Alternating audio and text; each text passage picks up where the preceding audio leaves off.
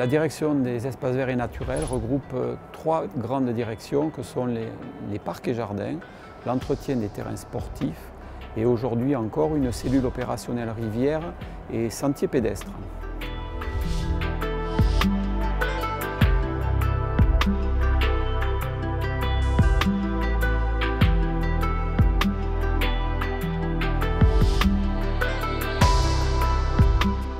Plus de 10 000 arbres d'alignement sur la ville, 400 à 500 points d'intervention.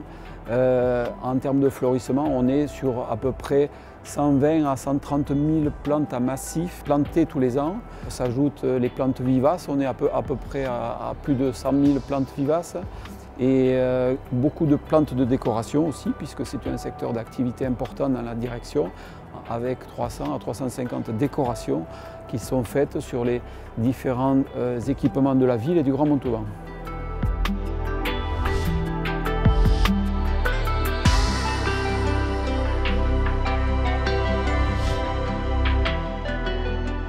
Nous avons planté ici il y a à peu près 15 jours, 3 semaines, les suspensions du centre-ville. Il y a les jardinières sur les ponts et des pyramides qui vont aussi dans le centre-ville, sur les places, place des Fontaines par exemple. Voilà.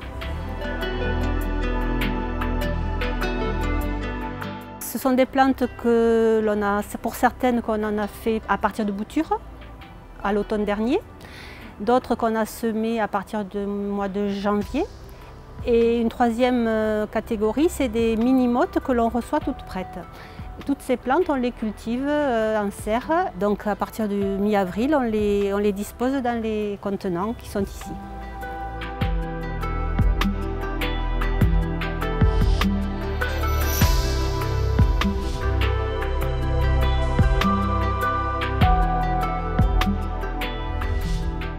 On a eu l'obligation de ne plus utiliser les produits phytosanitaires, que ce soit les désherbants comme les insecticides ou autres fongicides sur nos végétaux. Alors les plantes allélopathiques, c'est des végétaux que j'ai découverts notamment lors de mes formations.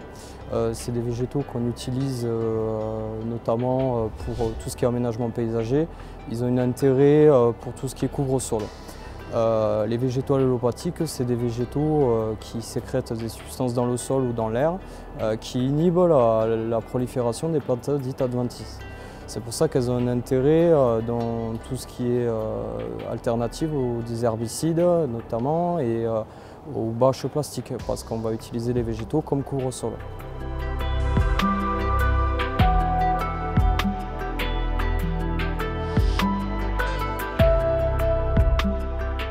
Les jardiniers participent d'une manière importante à une évolution d'une ville. Ils sont partie prenante à l'ensemble des aménagements, quels qu'ils soient, que ce soit en aménagement urbain, que ce soit sur l'entretien ou sur la création des terrains de sport. Le volet paysager intervient d'une manière importante et c'est un bien pour notre ville.